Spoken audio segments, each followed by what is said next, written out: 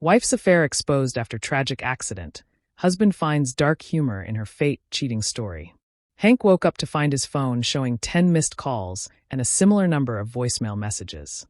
The area code was unfamiliar, and after dealing with countless Chinese robocalls, he had set his phone to send unknown numbers straight to voicemail.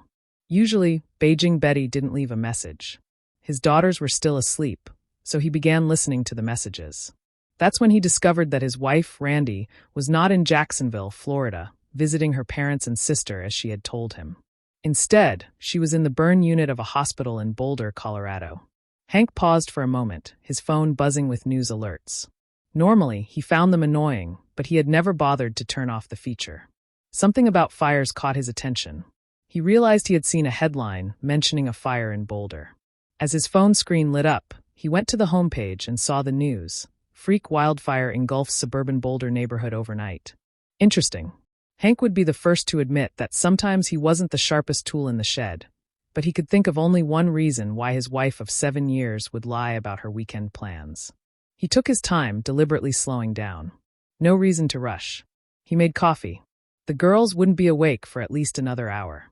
He carried his coffee to his wife's work nook in the dining room and found her laptop. When he opened it, he found it password protected, something he didn't know. Randy had always been forgetful and careless, so he searched through the desk drawer and found the password written on a scrap of paper. After unlocking the laptop, he discovered she hadn't even logged out of her email browser.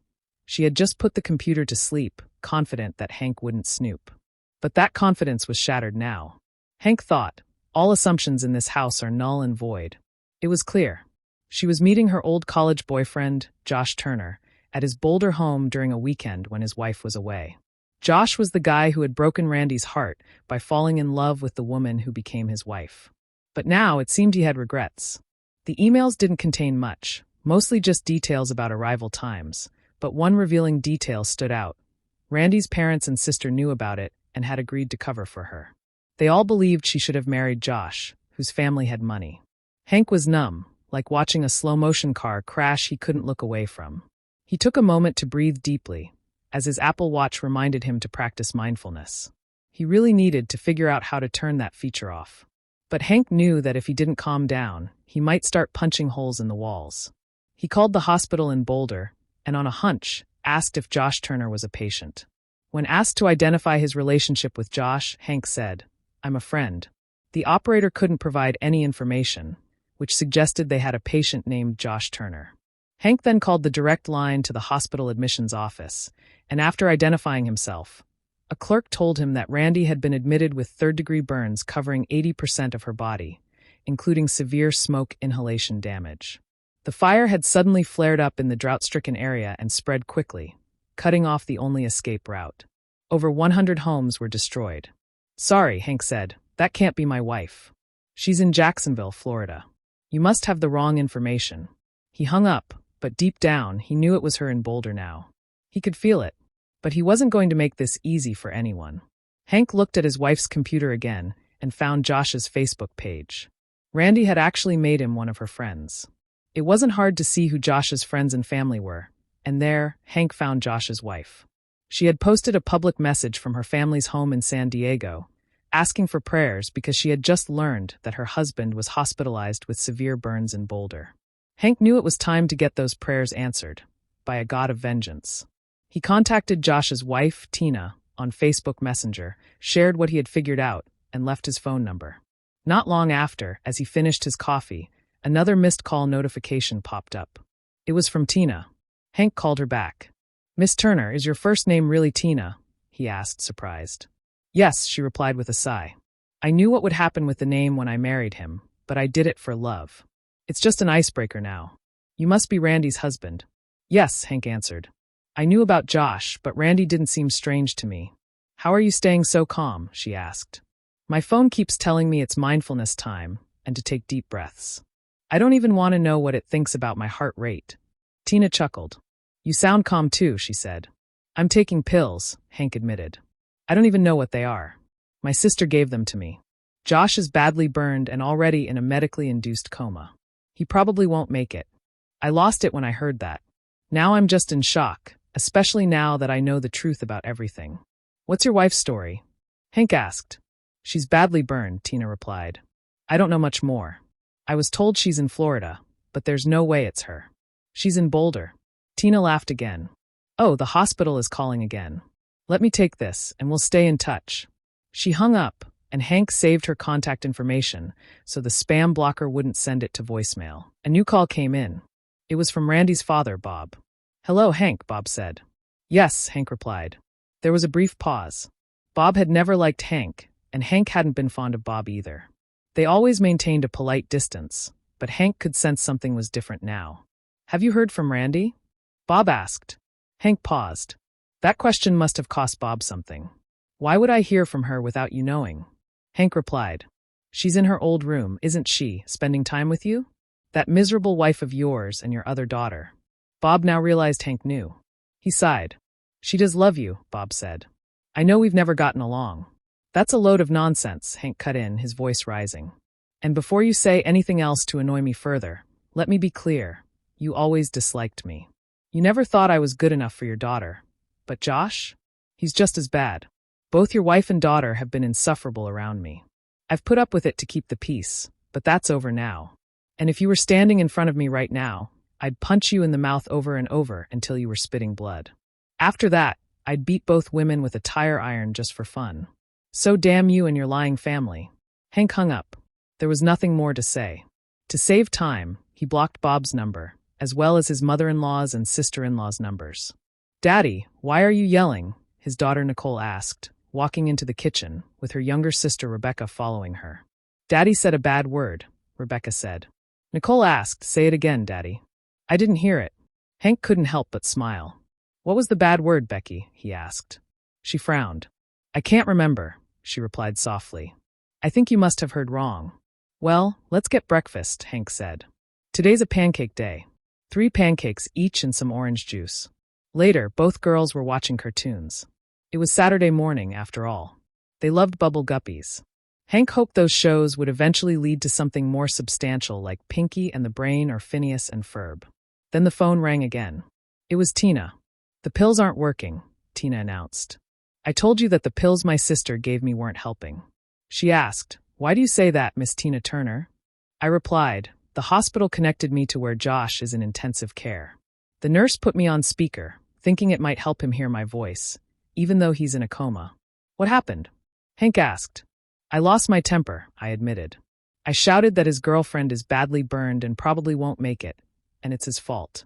I also told him that after you and I get our life insurance, we're going on a world cruise and spending the entire time together for revenge. Did he almost have a heart attack after hearing you, even though he's in a coma? Hank asked, astonished. Yeah, I replied. I'm not sure if my yelling triggered it or if it was just a coincidence, but he pulled through. I'm sorry, Hank said after a pause. Sorry for what? I asked. Are you sorry he nearly had a heart attack, or are you sorry he's still alive? Hank's instincts leaned toward cruelty, but he restrained himself. Sorry for everything, he said quietly. Me too, I answered. After a moment, he asked, tell me more about this cruise. We're taking it, right? Sorry, I don't know where that came from, I said, but I was intrigued. Hank answered, I saw your photo on Facebook. You've got a nice face, but I didn't really stalk you. If I had to spend time seeking revenge with anyone, you'd be a good choice. Do I have a chance? I'm not sure, I said slowly. Since I found out about the cheating, I've been wondering what was wrong with me. But knowing you're interested makes me feel a little better. You're not bad-looking yourself. Thanks, Hank snorted. It's nice to hear that, even though my wife clearly preferred your husband. Maybe the problem's not with us, I replied, considering it. Sounds like you're right, Hank responded. Tina Turner paused again. Have you ever wondered why they did it? I guess they thought they could cheat and get away with it, Hank said with a final tone. Tina hesitated. That makes it sound simple, she said. What more is there? Hank, growing tired, said, Look, we both have a lot to process. But let's stay in touch. We're the only ones who really get how each other feels right now. All right, Tina responded. I have to go buy Bermuda shorts and a Speedo for the cruise. After all, if you've got it, flaunt it. Hank grinned. Get a cabin with a balcony, she added, giggling. Bye. They hung up, and Hank saw another voicemail. It was from the hospital again. He returned the call and got connected to a nurse in Ree's room. She put the call on speaker, like the previous one, and Hank wondered if they were all following the same protocol. "Mr. Henry Becker?" the nurse asked. "Yes, this is Nurse Young.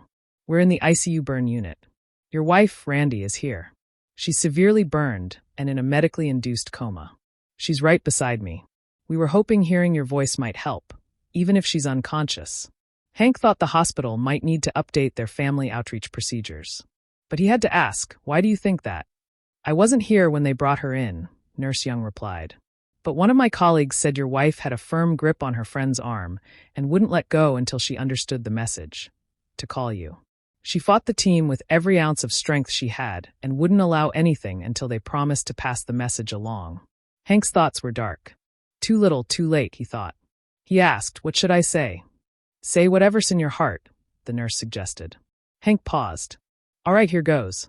He started yelling into the phone, "Listen, you miserable, cheating wife.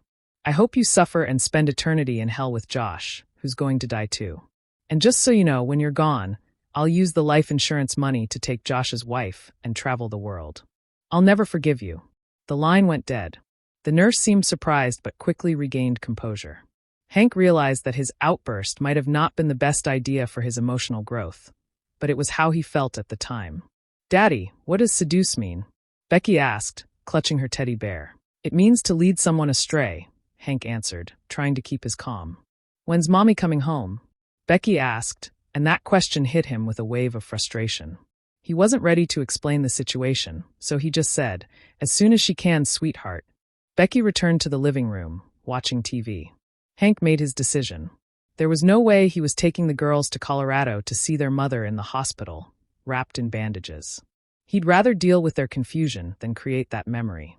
30 minutes later, Hank booked a week-long trip to Disney World, complete with hotel reservations and flight tickets for the next morning.